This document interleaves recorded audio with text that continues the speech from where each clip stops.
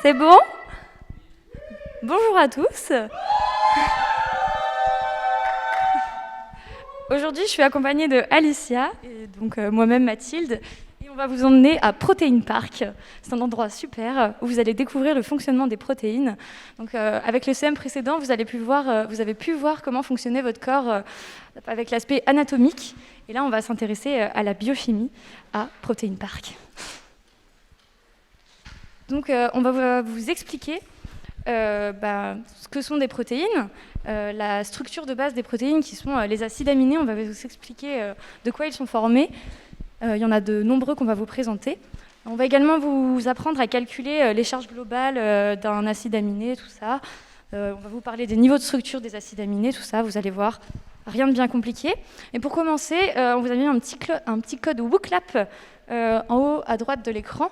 On va vous inviter à vous y connecter et à rester connecté dessus tout le long du CM parce qu'on va s'en servir à de multiples reprises. Donc vous pouvez déjà vous y connecter maintenant. On a une première question pour vous.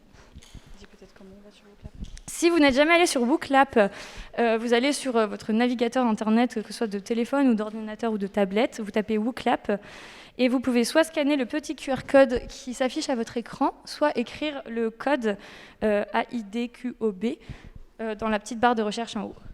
S'il y en a qui ont... Ah oui, on voulait vous expliquer un truc pour communiquer plus facilement. En gros, quand on va vous poser des questions, des choses comme ça, quand vous êtes d'accord avec nous, on va vous demander de faire ça. Est-ce que vous êtes d'accord? Yes. Et quand vous n'êtes pas d'accord, vous faites ça. Là, vous n'êtes pas d'accord. Super. Donc comme ça, n'hésitez pas à le faire. Si vous avez des questions, n'hésitez pas à faire une grosse croix avec vos mains.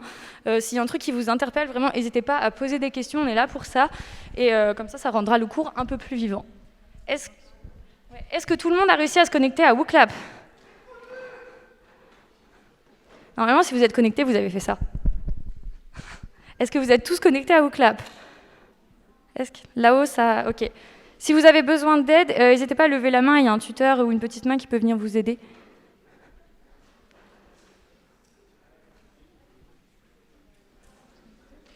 Là-haut.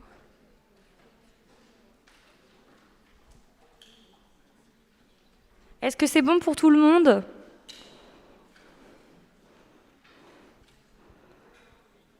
Il y a en bas, est-ce qu'il y a encore quelqu'un qui n'est pas connecté? Ouais, une là, deux. Ok. Dès que vous êtes connecté, levez la main un petit coup, juste faites-nous signe pour qu'on sache que c'est bon.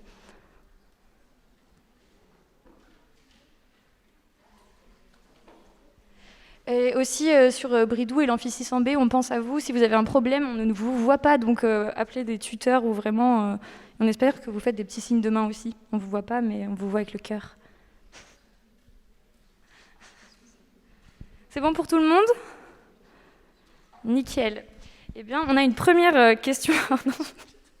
Une première question à vous penser. Qu'est-ce que le terme protéine vous évoque?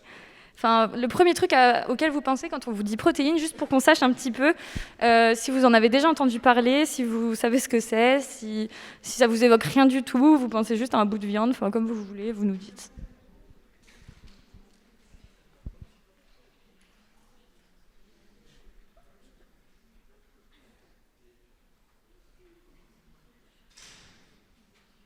Il y a acide aminé en tête, c'est bien.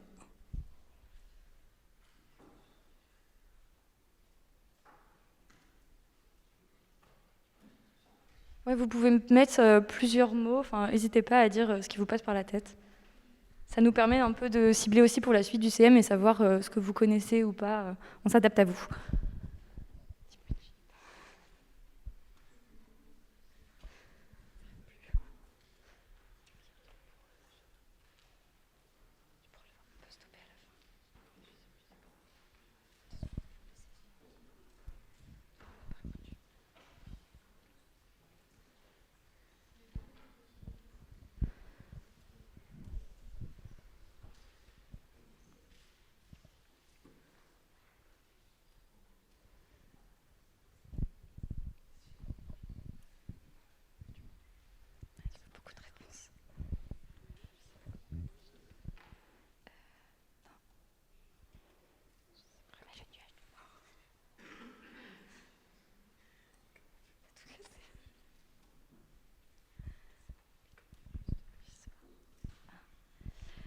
Ok, donc... Non, on va essayer de l'arrêter. Je sais pas comment on fait. Non, c'est là. Oui, mais on peut pas Si. Ok, du coup, on a bloqué les réponses, normalement. Donc, le mot qui ressort le plus, c'est acide aminé, et c'est très bien parce que c'est la chose dont on va parler le plus pendant ce cours. Donc déjà, c'est cool. Il y a pas mal d'autres choses, de choses en lien avec les acides aminés, j'ai vu. Pas mal de choses qui parlent d'alimentation. Donc évidemment, les protéines, ça vient, la source principale, c'est votre alimentation. Et j'ai vu pas mal de fois la viande, les choses comme ça. Qu'est-ce qu'il y a d'autre?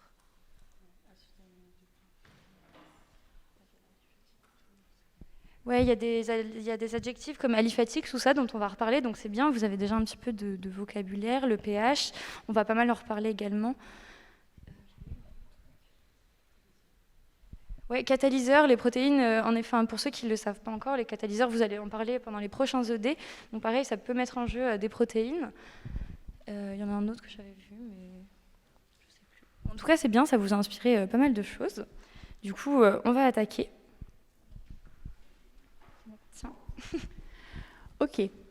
Alors du coup, bon là vous avez déjà la réponse, mais donc un acide aminé, c'est ce qui va composer une protéine. Donc ça va être composé d'un carbone central. Donc là, vous avez déjà la réponse, mais dans votre feuille, vous avez des petits traits. Donc vous allez mettre que c'est un carbone alpha. Un carbone alpha, il est asymétrique. On va en reparler tout à l'heure. Le carbone tout court, il fait combien de liaisons? S'il y a quelqu'un qui peut crier le nombre? 4, ok, on est d'accord. Donc il a 4 groupements, dont 3 qui sont constants dans tous les acides aminés. Donc dans tous les acides aminés, le carbone va être lié à un H, à un COOH et un NH3+. À ça va s'ajouter une chaîne latérale. On l'appellera R. On l'appellera R pour quasiment tous les acides aminés, puisqu'elle diffère de tous les acides aminés, et c'est elle qui va lui donner ses propriétés physico-chimiques. C'est elle qui va faire, on va en reparler tout à l'heure selon les différents acides aminés, mais c'est elle qui va faire qu'elle va plus ou moins réagir ou plus ou moins se mettre dans une protéine ou une autre. Est-ce que vous vous rappelez tous comment on dessinait les molécules avec les trucs en avant, en arrière, etc. Vous vous souvenez plus? Bon, on va dessiner donc un petit acide aminé. C'est une petite feuille. Donc, on a dit qu'on avait quoi au milieu? Un carbone. On fait un carbone. En haut, on va avoir un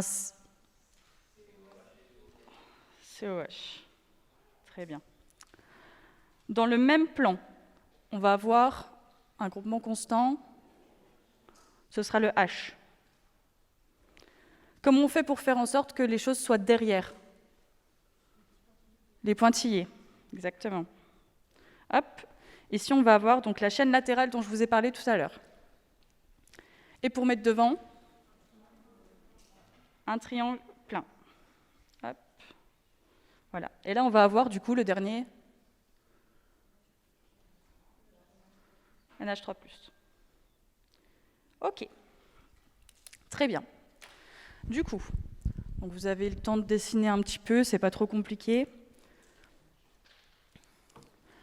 Le carbone alpha, donc je vous ai dit qu'il était asymétrique. Pourquoi on dit qu'il est asymétrique? Il va faire 2 stéréoisomères. C'est des notions que vous avez vues en terminale, normalement, même en première, je pense. Probablement pas, apparemment. Vous avez vu quand même un petit peu ces notions de molécules, de comment elles sont dans un miroir, etc. ou pas du tout? Ouais, un petit peu. Ok. Du coup, là, vu qu'elles sont en 3 dimensions, ces molécules, on va pouvoir soit les superposer, soit on ne pourra pas les superposer. Donc là, en fait, elles sont relativement symétriques au niveau de leur apparence 2D, mais une fois qu'on les met en 3 dimensions, elles ne le seront plus. Ouais, si tu veux. Donc là, en fait, on va créer 2 stéréoisomères, c'est-à-dire que ça va être 2 images dans un miroir. Si on met un miroir, donc là, il y a Mathilde qui vous dessine la deuxième protéine, le deuxième acide aminé. Si on met un miroir entre les deux, ça va être exactement l'opposé, donc l'image dans le miroir. À chaque fois, on va avoir ça. Donc ça va faire un stéréoisomère D et L, sachant que le L est majoritaire. Voilà, c'est un petit détail. Le L, il est là. Donc voilà, vous avez vu plein de choses au lycée, de type d'images les uns dans les autres, en miroir, etc. Nous, ce qui va nous intéresser, c'est les stéréoisomères. Vous n'aurez pas de piège là-dessus. C'est le seul qu'on revoit vraiment dans les acides aminés, du moins. Non, c'est vrai. Du coup, voilà. Donc faites attention, là, on vous a mis une petite image avec les images des mains. C'est vrai que c'est une bonne image pour se représenter les stéréoisomères. Vos mains, vous ne pouvez pas les superposer comme ça. Vous pouvez que les superposer comme ça. OK ? Voilà. Maintenant, on va passer à la classification. Donc les acides aminés, vous en avez énormément. Et ils vont être classés... Non, pas 12. Ils vont être classés donc, en 5 catégories. Donc les non polaires, les aromatiques, les non chargés, les chargés positivement et les chargés négativement. Donc ça, vous l'avez dans votre poly. Les non polaires, ils ne vont pas avoir un radical qui va avoir... donc radical, ce sera la chaîne latérale qu'on a parlé tout à l'heure, le R. Ça ne va pas être très réactif. On va avoir des H, des CH3, des CH3, CH3, CH3. Donc ça ne va pas avoir grand impact dans les réactions. Les aromatiques, ils vont avoir des noyaux. Le noyau benzène, c'est le... Je peux dessiner un petit noyau. Ça va être un petit cycle, en fait, que vous avez sûrement déjà vu plusieurs fois dans vos cours. Voilà. Donc il va y en avoir constamment dans les acides aminés aromatiques. Dans les acides aminés polaires non chargés, donc ils seront plutôt réactifs car ils sont polaires. Est-ce que vous savez ce que ça veut dire polaire? Ouais. J'ai pas de nom. Hein. Si vous dites pas non, j'explique pas. Ok, super. Du coup, polaire, il va y avoir un groupement OH dedans, un groupement alcool. Les acides aminés polaires chargés positivement, donc ça va être à caractère basique. Donc vous avez vu dans les réactions basiques, acides, etc. Et les acides aminés polaires chargés négativement qui vont avoir des propriétés acides. Donc là, on va voir un petit tour de tous les acides aminés. Ça va être un petit peu barbant. Mais sachez que dans tous les cas, ce qu'il faut retenir, c'est quel acide aminé va dans quelle catégorie. Ça, c'est vraiment incontournable. Il faut absolument que vous les connaissiez. Et majoritairement, le groupement qui va y être associé pour certains, ça va être assez important. Après, tout ce qu'il y a en dessous dans votre tableau, c'est important quand même. Essayez de l'apprendre, mais si vous l'apprenez en dernier, c'est pas trop grave. Voilà, vraiment le principal, c'est quel acide aminé va dans quelle catégorie et quel groupement y est associé. C'est vraiment l'incontournable. Donc, on va commencer avec les non polaires, donc ceux qui n'ont pas une très grande réactivité, comme on l'a dit tout à l'heure. Donc, la glycine, elle va avoir un groupement H. Qu'est-ce que ça va donner, le fait qu'il y ait un groupement H? Qu'est-ce qu'on a dit à propos du carbone? Il y a 4 liaisons, oui. Il est asymétrique. Est-ce que le fait que la chaîne latérale soit un H, ça va changer quelque chose? Il devient symétrique. Il n'y aura plus de carbone alpha. C'est quelque chose qui est assez particulier chez la glycine et quelque chose à retenir. C'est une de ses particularités vraiment très importantes. Il est peu volumineux, donc pratique. Donc il est souvent mis dans des molécules comme le collagène. Voilà. Ensuite, l'alanine. Donc c'est le deuxième plus simple, on va dire, avec un groupement CH3. Il est peu encombrant, encore une fois. Il est souvent présent dans le glucose. Voilà, c'est des petits détails. Ensuite, on a la valine. Voilà, là, vous n'avez pas les groupements parce que c'est des groupements qui vont faire CH3, CH3, CH3. On n'a pas la place sur la feuille, donc on ne va pas les marquer. Donc, il est plutôt encombrant et il est hydrophobe. La leucine, pareil, encombrant et hydrophobe. Isoleucine, elle va avoir un deuxième carbone asymétrique. par rapport à sa chaîne latérale. Là, je ne vous l'ai pas mise, mais vous la verrez un petit peu plus en détail dans les cours magistraux. Là, l'objectif, ce n'est pas de vous surcharger de connaissances, mais simplement de savoir les connaissances de base. Donc voilà, sachez que l'isoleucine a un deuxième carbone asymétrique. Il est également encombrant et hydrophobe. Pour la méthionine, ce qui est important à savoir, c'est qu'il a un groupement thioéther, soufre. Il est hydrophobe et il intervient dans des réactions de méthylation. Méthylation, ça ne vous dit sûrement rien à cette heure-ci, mais ce sera quelque chose qui sera intéressant à savoir plus tard. Voilà, quand vous reprendrez votre petit poli de la tutre rentrée pendant vos cours, vous serez content de savoir ça. Pour ce qui est de la proline, donc, elle a un cycle dedans, donc, ce qui fait qu'elle est encombrante. Plus on a dans la chaîne latérale d'atomes, plus on a de groupements, plus l'acide aminé va être encombrant. Donc un cycle, c'est quelque chose qui est très encombrant. C'est difficile de mettre quelque chose à côté d'un cycle. OK ?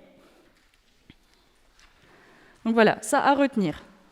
Glycine, alanine, valine, leucine, isoleucine, méthionine, proline, ce sont les non-polaires. Ensuite, on a les acides aminés aromatiques, donc qui ont un noyau aromatique. Comme on l'a dit tout à l'heure, c'est un petit noyau benzène comme c'est dessiné sur le petit dessin. Voilà. Ils sont tous hydrophobes. C'est vraiment quelque chose qu'il faut retenir. Ils sont tous hydrophobes. Il y en a 3. C'est pas trop compliqué de les retenir. C'est tous ceux qui ont un peu un nom bizarre. Voilà. Tryptophane, avec un groupement N, on appelle indole. C'est un précurseur de la sérotonine. La sérotonine, c'est un autre acide aminé. Donc, c'est-à-dire qu'il va pouvoir être modifié pour devenir la sérotonine. On va avoir la phénylalanine, qui a pareil, un noyau aromatique, qui est aussi précurseur donc, de la tyrosine, qui est un acide aminé aromatique.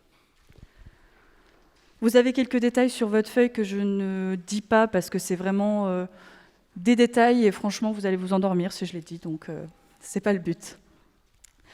Ensuite, on a la tyrosine qui a une particularité, c'est qu'il a un groupement OH en plus de son noyau aromatique.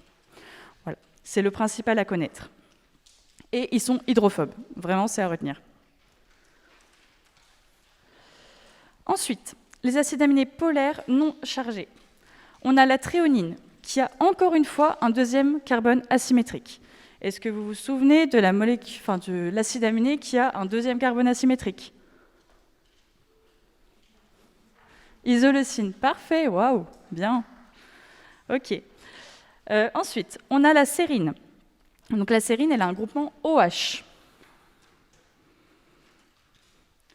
Tout ce qui est phosphorylable, eau-glycosylable, on ne va pas vous les expliquer maintenant, encore une fois, c'est un petit peu compliqué là tout de suite, mais ça va être des choses qui vont être intéressantes et vous allez vous en souvenir quand vous allez faire d'autres cours en parallèle.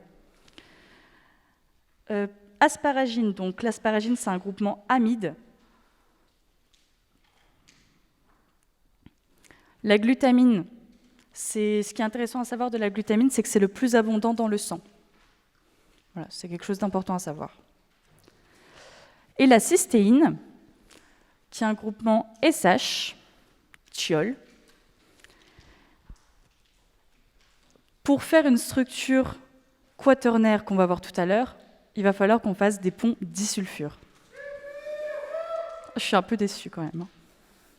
Je m'attendais à vraiment que vous donniez de la voix et... Ok, c'est bon. Merci. Du coup, donc groupement SH thiol à retenir. On passe aux deux dernières catégories, donc les acides aminés polaires chargés, donc basiques, chargés positivement. On aura l'arginine, qui est un groupement guanidinium, un peu un nom barbare. On a la lysine et l'histidine, qui est un groupement imidiazole. C'est un petit cycle, encore une fois. Donc les acides aminés basiques sont chargés positivement. C'est vraiment quelque chose à retenir, encore une fois. À pH neutre, oui. On vous en reparle tout à l'heure, le fait que les acides aminés changent de charge en fonction du pH.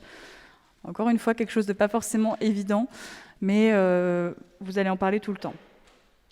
Les acides aminés acides, acide glutamique, acide aspartique, Donc ça, ils ne sont pas compliqués à retenir, c'est les deux acides. Ils sont chargés négativement à pH neutre. Je vais vous laisser retourner sur le WooClap. On a encore une petite question pour vous. Ah, j'ai oublié de parler des acides aminés essentiels. Les acides aminés essentiels, c'est ceux qui ne peuvent pas être synthétisés par l'organisme. Donc ils sont obligatoirement apportés par l'alimentation. On a un petit moyen mémotechnique que vous pouvez voir juste à la page d'après. Le très lyrique Tristan fait vachement marrer Iseux. Voilà, tous les acides aminés essentiels, c'est ceux qui sont en gris dans votre tableau. Et pareil, encore une fois, il faudra les apprendre. C'est vachement important. Donc c'est pour ça qu'on met un petit moyen mémotechnique, c'est que c'est essentiel. C'est le cas de le dire. Donc on peut retourner sur le WooClap.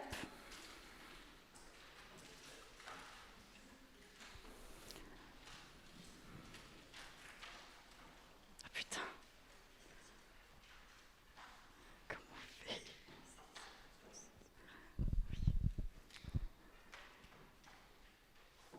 Ah voilà. Ok. Donc vous avez un petit QCM. Vous n'êtes pas sans savoir que cette année, vous allez faire beaucoup de QCM. Donc on vous en a remis un. Là, il n'y a que 4 items, mais normalement, vous en avez 5. Donc il va falloir répondre à cette petite question. Donc, concernant le carbone central d'un acide aminé, il est symétrique. Il possède au moins 4 groupements différents. On l'appelle le carbone bêta. La chaîne latérale associée à ce carbone donne les propriétés physico-chimiques de l'acide aminé. On vous laisse un petit peu de temps pour répondre.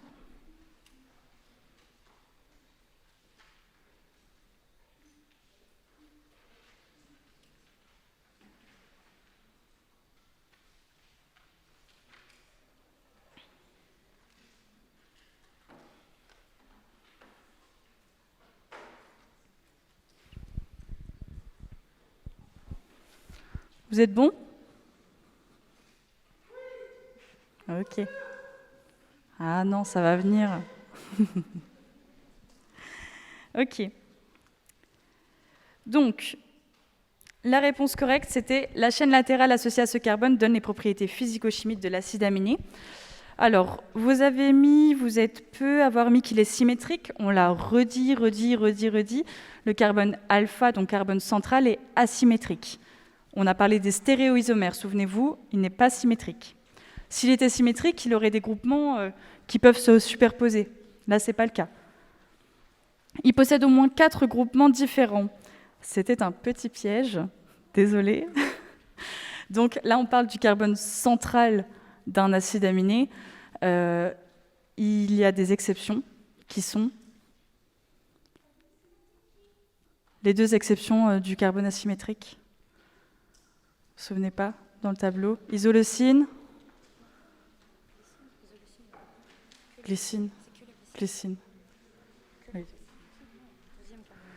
Glycine. Voilà, la glycine, parce qu'elle a 2 fois le H, effectivement. Et on l'appelle le carbone bêta, donc je l'ai dit tout à l'heure, non, on l'appelle le carbone alpha. Asymétrique, alpha, c'est pas trop compliqué. Et donc, voilà, la chaîne latérale donne les propriétés physico-chimiques. Vous avez des questions ? Vous avez tout compris ? C'est trop dur ? Ok, cool. Ok, alors si vous avez tout compris, on va continuer. Et on va s'intéresser maintenant aux propriétés acido-basiques des acides aminés. Donc jusque-là, on a tout suivi, hormis pour la glycine, on a 3 groupements différents de H qui sont ionisables. Donc ionisables, ça veut dire que leur charge, elle va varier en fonction du pH du milieu. Donc on va distinguer 3 cas différents. D'abord, tout à gauche de la petite flèche en bas, vous allez avoir un pH qui est très bas et qui va être plus bas que le pKa de votre COOH. Donc le COOH, on va dire que son pKa, c'est le pKa 1, et le NH3, on va dire que son pKa, c'est le pKa 2. Donc lorsqu'on a un pH qui est inférieur au pKa du COOH, le COH et le NH3+ vont être protonés, et leur charge globale va être positive. Donc ça fait oui. Voilà. Enfin, comme vous pouvez les voir là, globalement, on a une charge positive. En dessous, quand le pH augmente, enfin à côté, quand le pH augmente, le COH va se déprotoner parce qu'on passe au-dessus de son pKa. Donc il perd son proton et le COH il perd son proton et il devient COO-. Donc là, en fait, vous voyez que votre NH3+, il a toujours une charge positive, le COO- a une charge négative. Donc quand on fait la moyenne des deux, on a une charge globale qui est neutre et c'est ce qu'on va appeler la forme Zwitterion, qui est écrit au-dessus. C'est un petit terme qui va vous paraître barbare aujourd'hui, mais vous inquiétez pas, on s'y habitue très rapidement. Et enfin, quand votre pH devient supérieur au pKa2, celui du NH2, eh bien vous avez votre CO- et le NH2 qui sont sous forme déprotonés, et du coup, la charge globale de votre acide aminé est négative. Pardon. Vous avez un anion. Donc ça, c'est des petites infos assez basiques, mais qui vont vous permettre de comprendre la suite.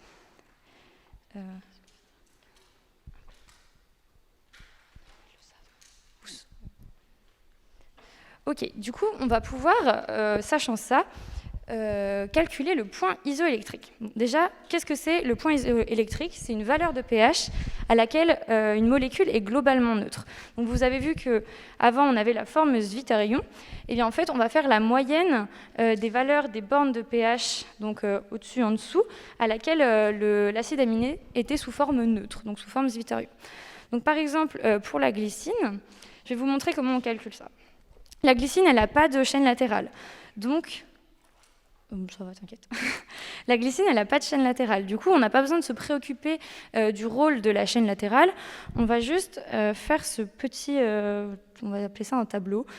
Attendez, hop, est-ce que vous voyez? Vous allez vous en servir beaucoup cette année, donc c'est bien de commencer à le voir maintenant.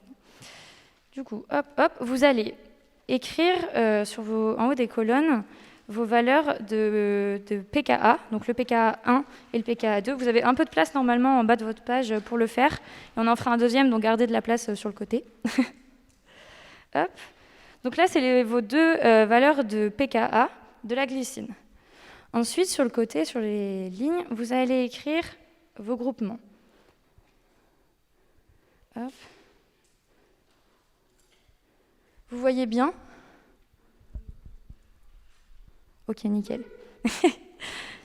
Alors, du coup, on a dit, à la base, votre COH, quand on est en dessous de son pKa, il est comment?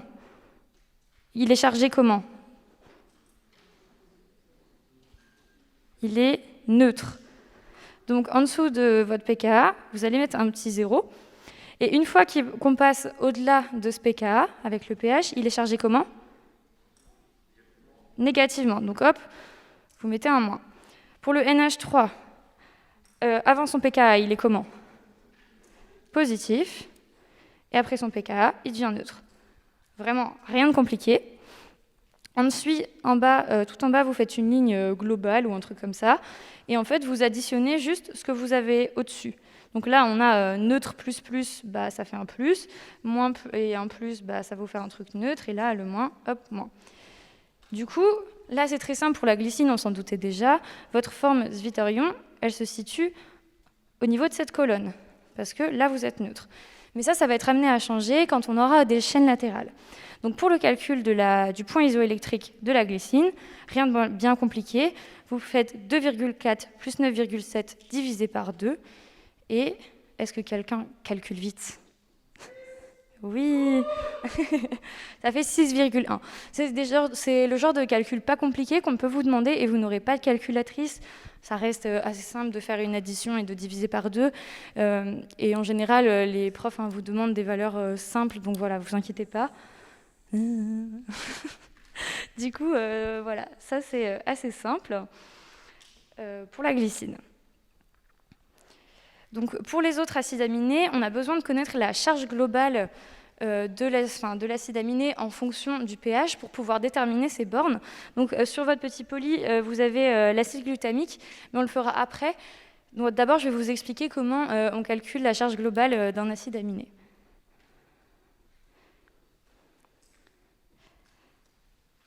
Du coup, là, on va prendre l'exemple de l'arginine.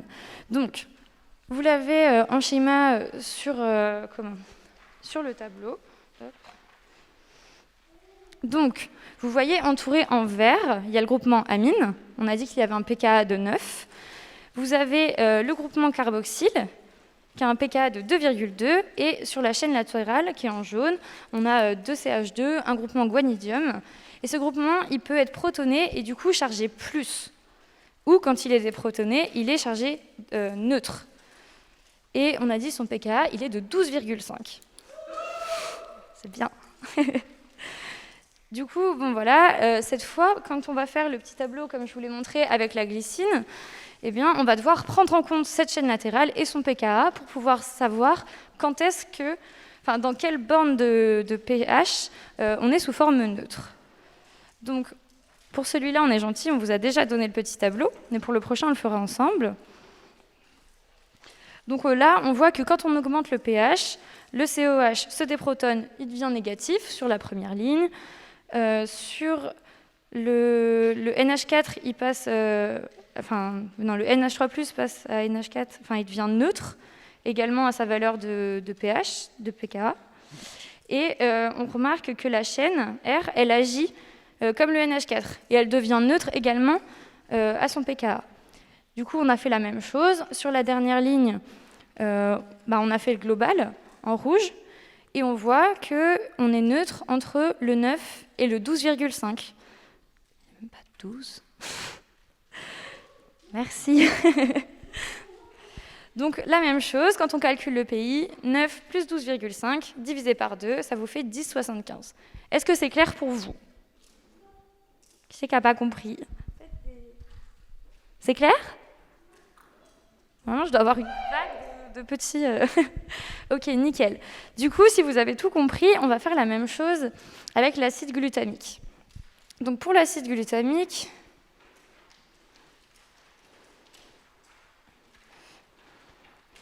alors je vais vous donner les pKa. Donc cette fois, on fait 3 petits traits comme ça. On a le pKa 1 qui est à 2,2. Le deuxième qui est à 4,25 et 9,7. Je vérifie juste un truc. Ok. Du coup, pour vous dire à quoi les pKa correspondent, vous avez donc le COH comme tout à l'heure, le NH3+, et votre R. Donc le 2,2 correspond au pKa de votre COH. Le NH3, son pKa, c'est 4,25. Et le 9,7 correspond... Ah non, pardon, je vous dis une bêtise. Non, le 4,25, c'est votre R. Non, je fais des bêtises. Et le 9,7, c'est celui du NH3. C'est clair ou désolé, je me suis un peu embrouillée en vous le disant. Tout le monde a repéré quel pKa correspondait à quel groupement? Ok, donc je vais vous laisser remplir le petit graphe. Je vous laisse 30 secondes et après, comme ça, on peut le remplir ensemble. Enfin, c'est vous qui allez le remplir, moi je vais juste écrire sur la feuille.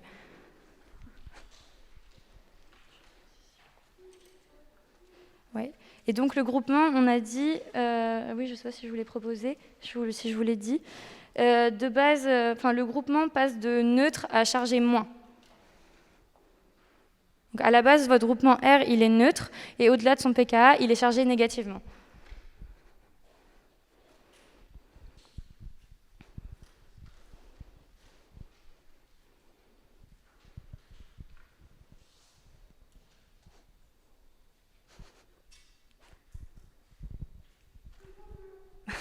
Ça va, vous en sortez?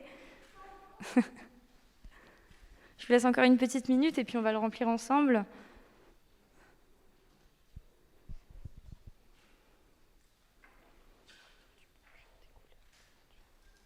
Oui, mais j'ai pas de couleur.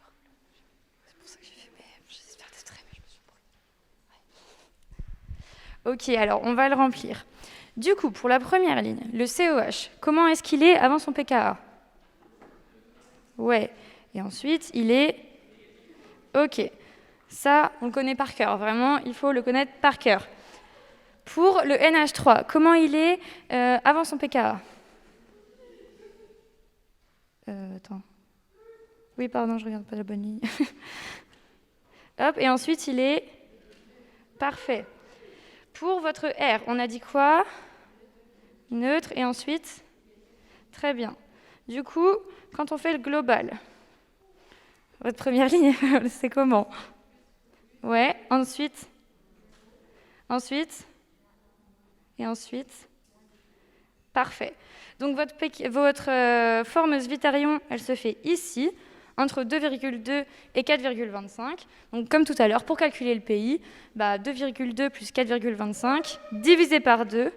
Et vous avez déjà la réponse sur votre poli, ça fait... Non. Oui, ça fait 3. Voilà, bravo, vous savez calculer la charge globale d'un acide aminé. Vous êtes trop fort. Donc ça, c'est vraiment la petite technique du tableau, un classique, ça va super vite à faire. Enfin, vraiment, en plus, avec les symboles, ça va très très vite à remplir. Vous allez avoir vraiment beaucoup à le faire pendant votre année de P1. Donc gardez ce petit tips en tête. Ça permet vraiment d'être rapide, donc c'est top. On a encore une petite question WooClap pour vous. Donc on se retrouve sur WooClap.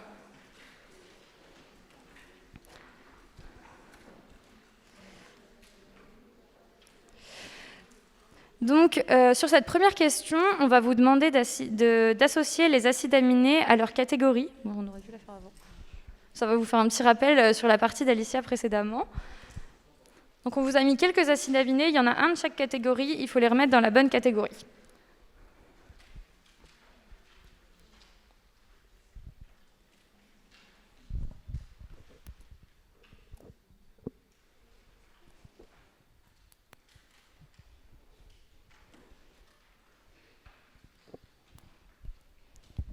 Et si vous ne savez pas, c'est pas grave, vous avez le droit de vous tromper. Trichez pas dans vos polis, je vous vois. Ça marche pas? Ah. Pourtant, il y a des gens qui répondent. Essaye peut-être de refresh ta page. Et voilà, essayez de faire avec ce qu'il y a dans vos souvenirs, parce que ce que vous apprendrez cette année, c'est que c'est en se trompant qu'on apprend. Genre vraiment, vraiment, vraiment. Et c'est l'occasion, trompez-vous une première fois et vous allez voir, ça fait pas de mal. Le principal, c'est de réussir le jour de l'examen, on s'en fout, là on est là pour apprendre. Donc vraiment, faites avec ce qu'il y a dans votre tête, renforcez vos neurones et ça va aller.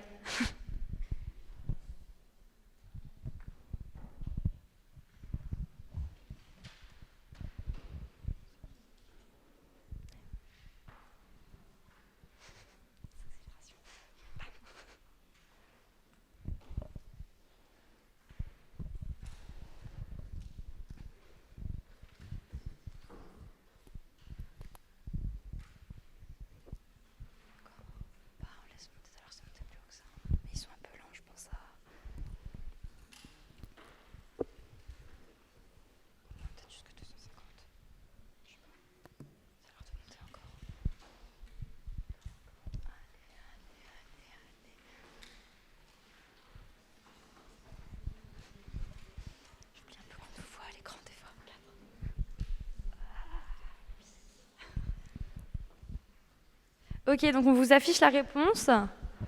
Bon, ça va, vous en avez vu. La glycine a bien fonctionné, c'est bien.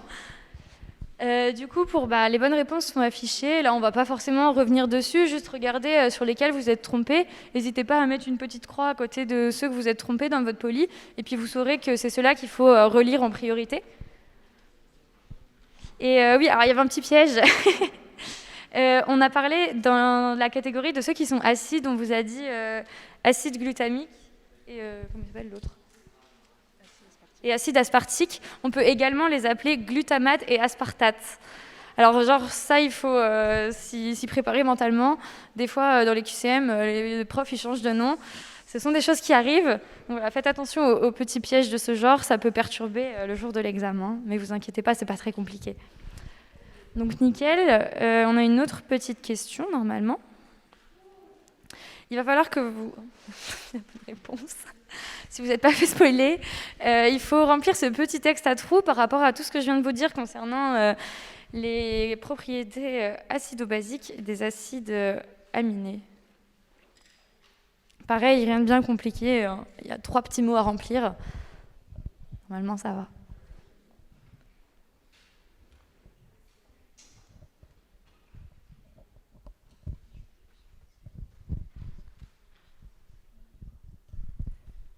Et si au final, vous ne mettez pas exactement le bon mot, mais que c'est un synonyme, c'est pas grave, vous inquiétez pas. On s'en fout que la réponse, elle soit en verte ou en rouge.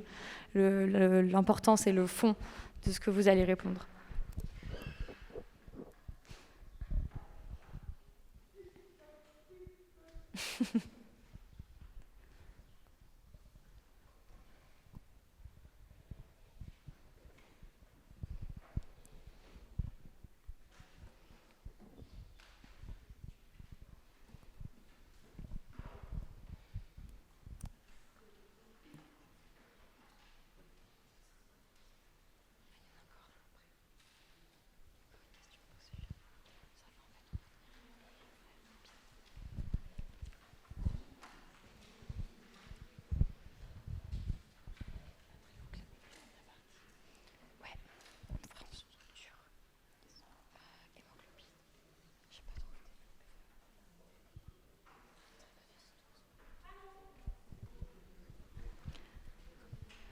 Ça y est, tout le monde a répondu?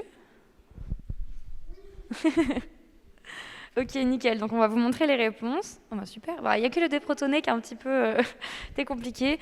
C'est pas grave. Hein, si c'est juste le mot qui n'était pas exactement le même mot, il n'y a pas de souci.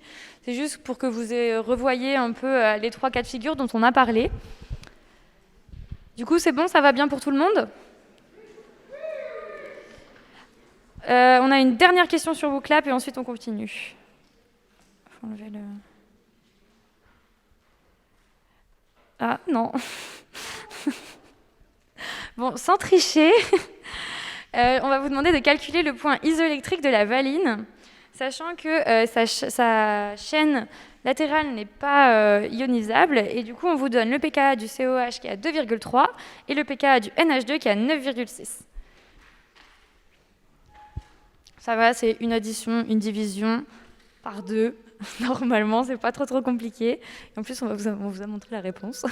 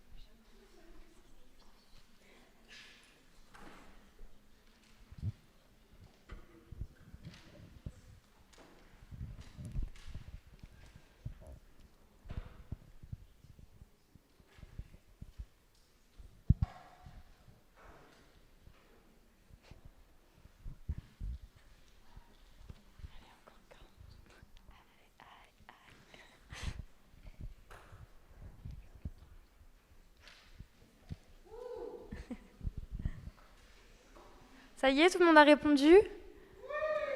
J'espère que dans le 600B à Bridoux, ça va bien aussi. On va vous montrer la réponse du coup. Donc 5,9 et 6, logiquement de tête, vous tombez plus facilement sur 6, mais la réponse exacte, c'est 5,9. Donc comme tout à l'heure, on additionne 2,3 plus 9,6, on divise par 2, et on retombe sur la réponse. Normalement, c'était pas trop compliqué. Voilà, bravo à tous. On va passer à la dernière partie. Vous allez voir qu'on va vous apprendre ça plutôt en ED, mais vu que vous allez avoir besoin de faire beaucoup de calculs sans calculatrice, vous allez avoir beaucoup tendance à arrondir les chiffres. Donc c'est pour ça que là, on vous avait laissé 6, parce qu'en général, ça va plutôt être ce genre de nombre dans les énoncés. Ah oui, j'arrive pas à le mettre. Ok. Du coup, on vous a parlé d'acides aminés, on vous a parlé de protéines, mais là, au final, on vous a plus parlé d'acides aminés. Du coup, une protéine est composée d'acides aminés, mais ce n'est pas juste des acides aminés qui se trimballent et puis ensemble, ils font une protéine. Il va falloir les assembler. Du coup, on va avoir d'abord une structure primaire. Une structure primaire, ça va être un peu comme un collier de perles, avec des acides aminés qui vont s'enchaîner et qui vont être liés par des liaisons peptidiques. Voilà, des liaisons toutes simples entre les peptides. Ça va faire des liaisons peptidiques. Donc un collier de perles. Structure primaire. Ensuite, vous allez avoir une structure secondaire. On va avoir un réarrangement de la structure primaire. Et vous avez 2 possibilités. Soit ça va faire un feuillet bêta, Attends, je me demande si je les avais pas mis. Non. Okay. Donc vous les avez sur vos polis, vous les avez pas sur le diapo, mais donc le feuillet bêta, ça va faire un petit peu comme un espèce d'accordéon. Donc c'est la première possibilité. Ou alors vous allez avoir l'hélice alpha. Donc une hélice, comme vous avez sur votre poli, encore une fois, qui tourne. Selon les acides aminés, comme on vous a dit tout à l'heure, ils vont être plus ou moins encombrants, et il y en a certains qui ne pourront pas forcément aller dans certaines structures. Voilà, vous apprendrez ça peut-être un petit peu plus en détail, mais pour l'instant, on vous dit que ça, c'est déjà important. Ensuite, on va passer à la structure tertiaire. La structure tertiaire, elle est tridimensionnelle.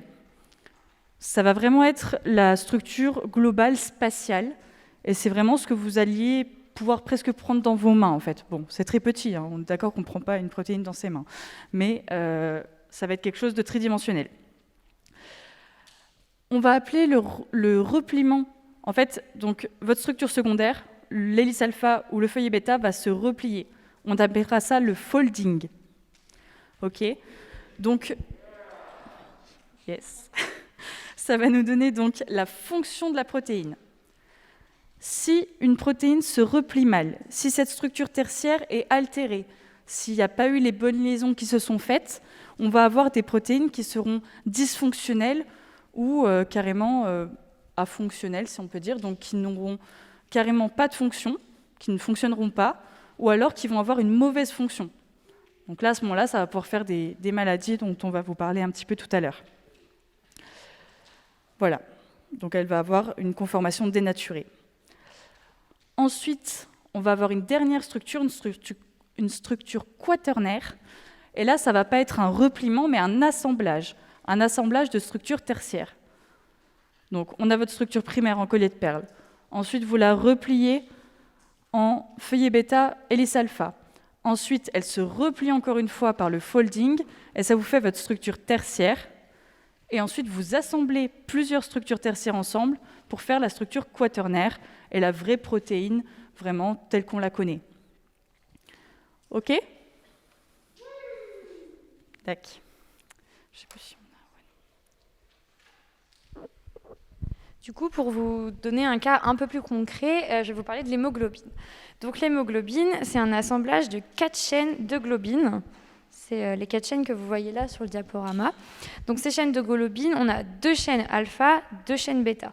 C'est en fait 4 chaînes sous forme de structure tertiaire, et en se mettant tout ensemble, on obtient la protéine sous forme de structure, enfin avec sa structure quaternaire. Donc voilà, pour vous donner un peu le contexte. Au centre, on a ce qu'on appelle un hème. C'est une structure non protéine, c'est HEM. C'est une structure non protéique et elle est composée de 4 noyaux pyrroles. Pareil, ça, je vous donne les mots, vous aurez les explications plus complètes plus tard, mais comme ça, vous les avez déjà entendus une fois. Et en fait, ces noyaux, ils vont former des liaisons autour d'un atome de fer. Donc, je pense que vous le savez, c'est l'atome de fer qui va faire une liaison avec l'oxygène et ce qui permet à l'hème de transporter l'oxygène. Donc, en fait, l'atome de fer, il va faire 4 liaisons covalentes avec les 4 noyaux pyrroles, comme vous le voyez sur la droite. Et le fer, comme il fait 6 liaisons, il va lui rester 2 valences inoccupées, dont une qui sera utilisée et occupée par l'oxygène pour réaliser l'objectif de l'hémoglobine, qui est de transporter l'oxygène pour pouvoir oxygéner les tissus. Du coup, en fait, on se rend compte que la structure, et ça se répète entre différentes protéines, lorsqu'elles ont des structures qui sont similaires ou identiques, c'est parce qu'en fait, elles ont des rôles qui sont bien similaires ou identiques. Et comprendre cette structure, ça peut aussi permettre de comprendre et d'expliquer certaines pathologies. Donc, on va terminer avec ça, c'est la drépanocytose.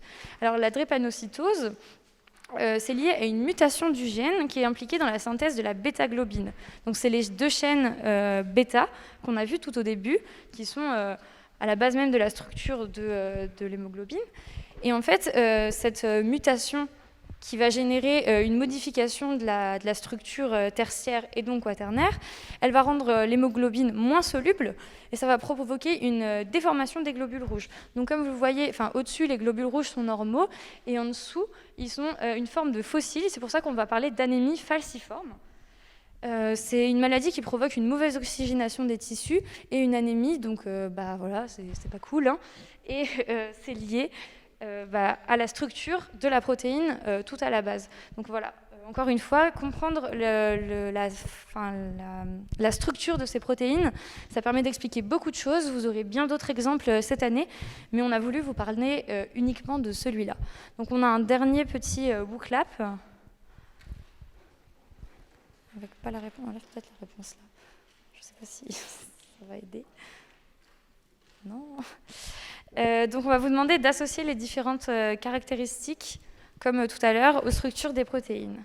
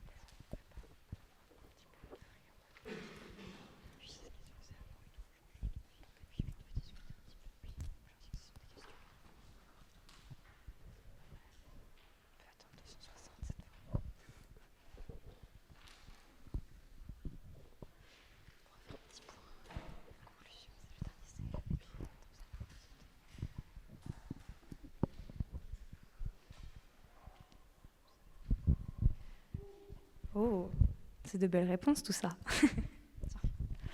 Voilà, donc là, c'est que de la redite, hein, comme on a dit tout à l'heure, donc la juxtaposition d'acides aminés. Bon, peut-être qu'il y a des gens qui ne savent pas ce que veut dire juxtaposition. Sachez que ça peut vous arriver en QCM de connaître la réponse, mais de simplement pas savoir le vocabulaire de la phrase. Ça peut vous arriver. Donc, c'est pas cool, mais ça arrive. Donc, du coup, structure primaire, feuillet bêta, structure secondaire. Est-ce que vous pouvez me redire la deuxième structure secondaire ? Hélice alpha, parfait. La structure tertiaire donc, donne la fonction de la protéine. Si elle n'est pas bonne, elle est dysfonctionnelle. Et la structure quaternaire, donc, qui est l'assemblage de plusieurs structures de niveau inférieur, donc de structures tertiaires.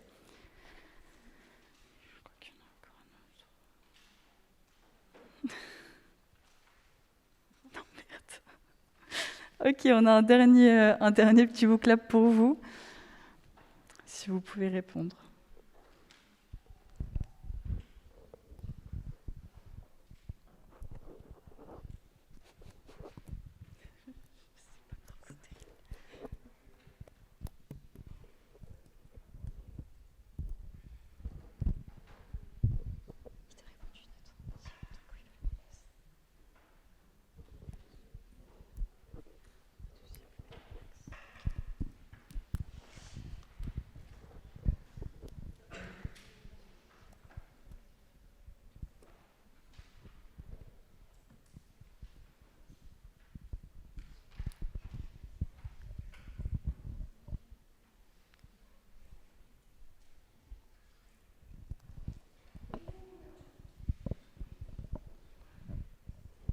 C'est très bien.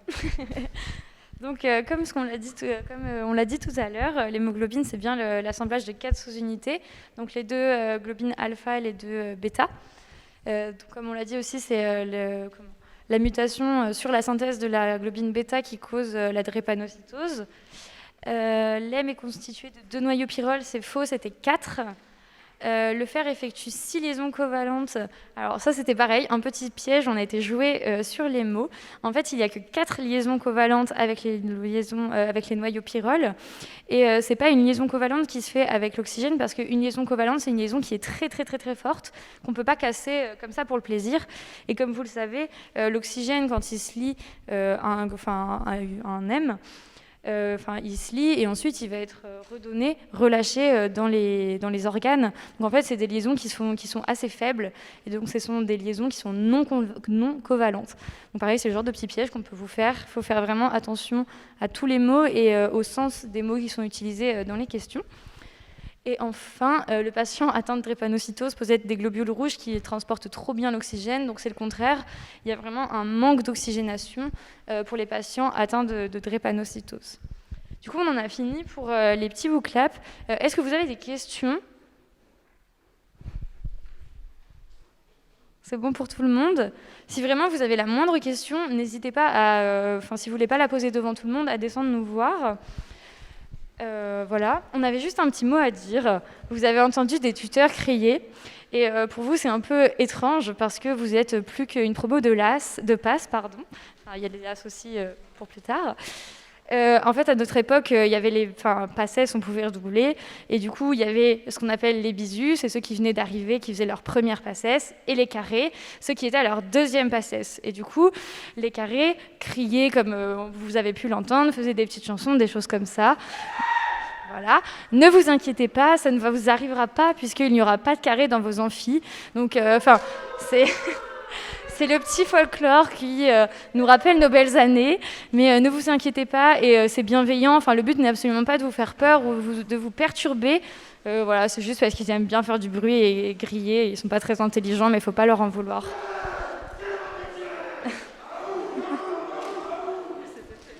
C'était pas terrible, hein.